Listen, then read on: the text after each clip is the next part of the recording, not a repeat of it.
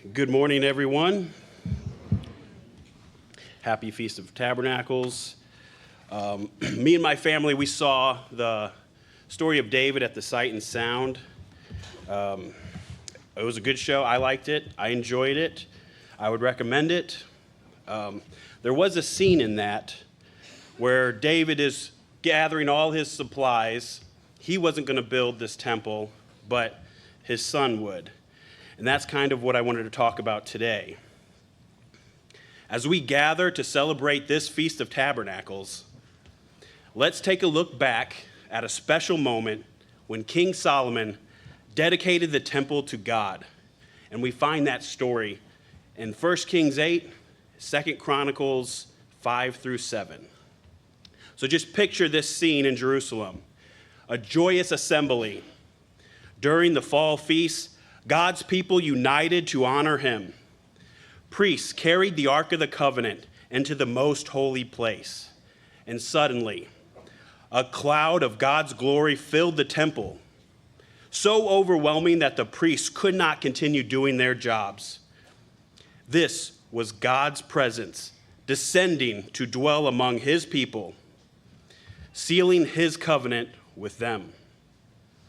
Solomon, he stood before the altar. With his arms raised, he offered a heartfelt prayer of dedication. He praised God's faithfulness, admitting no building could contain the creator of heaven and earth. Yet he boldly asked God to hear every prayer offered towards this temple for forgiveness, provisions, or deliverance. Solomon's prayer was a profound act of surrender, dedicating not only the temple, but also the hearts of Israel to God, that they might be a light to the nations, revealing his glory to the world. Now, when he had finished, fire fell down from heaven, consuming the offerings, and God's glory filled the temple again. The people bowed in awe, overwhelmed by God's response. We see later in 2 Chronicles 7, verse 14, the Lord appeared to Solomon and he said, "If my people who are called by my name will humble themselves and pray and seek my face and turn from their wicked ways, then I will hear from heaven and will forgive their sin and heal their land." A promise to the ancient Israelites, but more than that. If you're being called by God, it is a promise to you. If you humble yourself, obey God, and dedicate yourselves to him, his presence will remain with you. So where is this temple now? Well, today we are God's living temples. Paul, in 1 Corinthians 6 in verse 19, he says, "Do you not know that your body is the temple of the Holy Spirit who is in you, whom you have from God, and you are not your own?"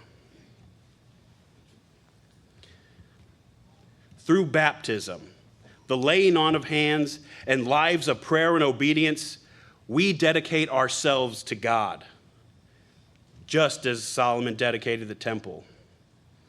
In humility, when we surrender to him, his Holy Spirit fills us like the glory that filled the temple, igniting a spiritual fire in our hearts, not just a physical flame, but a divine zeal that warms us with his light and inspires us.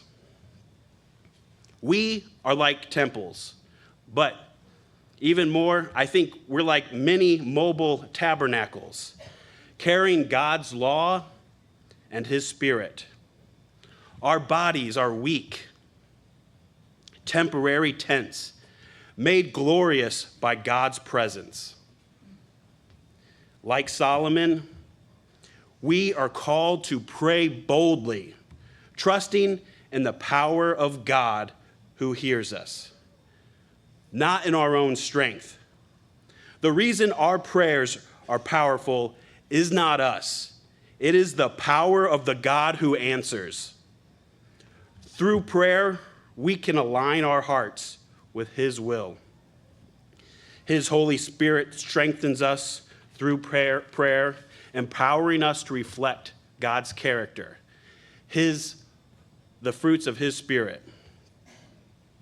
As living temples, as mobile mini tabernacles, we carry the gospel, shining as lights in a dark world, as Jesus commanded on the Sermon on the Mount. Here, in this place where God has placed his name, our sacred assembly, our fellowship should kindle that flame brighter, making us a pleasing aroma to him. Yet, we must stay humble. We are frail vessels, broken down tents, with nothing to boast of on our own. But God forgives, God cleanses, he strengthens us to fulfill his purpose. When we leave this feast, we go as beacons of hope, contact points for the world in need, offering prayers on behalf of others, and sharing the good news of Christ's soon coming kingdom. Our lives, like the temple, should be places of sacrifice, purity, prayer, and worship, serving others and glorifying God. From the beginning, God has called his people to be a light to the world, to be good stewards of his great blessings, to be an example and strive for world peace. We see in the beginning, in the Garden of Eden, God told Adam and Eve, be fruitful, multiply, fill the earth and subdue it. Have dominion over it. They were supposed to take God's example in Eden, expand it to the rest of the world. With God's guidance, they could transform this earth into a paradise for all. But they failed.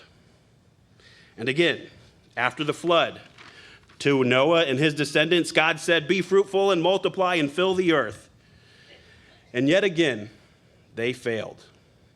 God then chose Israel to be a holy nation, an example to the world through his commandments.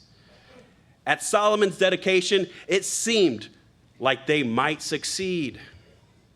But then they too fell short. Yet God never failed. He sent Jesus to live as a perfect example, to offer salvation, to give us his Holy Spirit. Through the Great Commission, Jesus calls us to be his witnesses, ambassadors of his kingdom, lights to the world. There is darkness around us.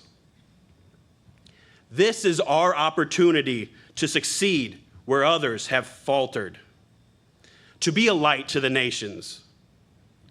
But it is not easy. That is why we must pray. We need to pray for strength, for faith, for forgiveness, and endurance. Because our land is sick and dark. Remember what God said. He said, if my people who are called by my name will humble themselves and pray and seek my face and turn from their wicked ways, then I will hear from heaven and forgive their sins and heal their land. Jesus will return to heal this land. You know, it started with a single seed, one man, Jesus. From there, it branched out to the apostles, to the church, and it's branching out to us, and we're supposed to go out to the world. And when he returns, he is going to complete the healing of this world.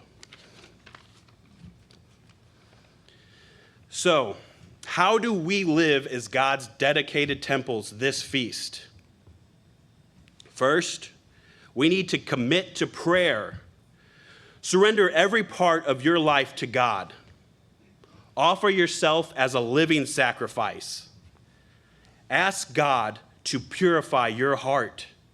Pray with faith, trusting God hears and answers. Second, we need to intercede for others, lifting their needs to God as Solomon did for Israel. We need to be praying for others, especially God's people around the world. There are parts of this world that are not as friendly as the country we live in. Third, let our fellowship here ignite our zeal as we encourage one another to burn brighter. And finally, when you return home, be a mini mobile tabernacle that seeks first God's kingdom and his righteousness. Serve others and shine as a light to those around you. We need to use this time to recharge our batteries, to rekindle our flame. We burn bright together in this auditorium. It's a little blinding. I want to read another verse, but not out of the Bible. It's actually out of our hymnal. 133, we are God's people. Verse 4, it says, we are a temple, the Spirit's dwelling place, formed in great weakness, a cup to hold God's grace. We die alone, for on its own each ember loses fire, yet joined in one the flame burns on, to give warmth and light and to inspire. You know, I thought that verse just fit nicely with my topic. Solomon's temple was a place of prayer, sacrifice, and God's glorious presence, a beacon to the nations. Today, you are his living temple. We are his living temples. We're frail tents, ablaze with the fire of his Holy Spirit.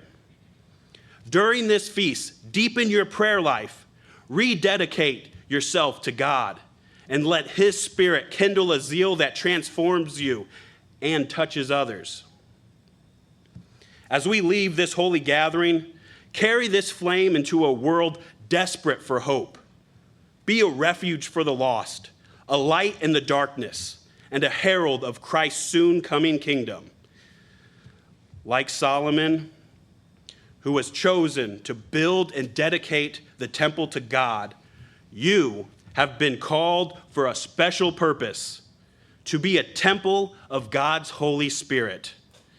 It is time for you to dedicate yourself to God.